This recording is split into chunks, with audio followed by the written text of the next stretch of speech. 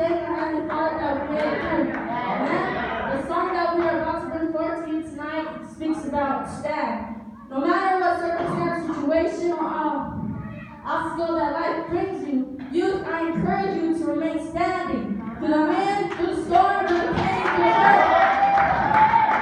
Because God is on His throne and He is in control of every situation. And God will come through just for you and I. Amen? Amen. So I hope this song touched your heart with the way it touched mine. God bless. I love you all. Amen.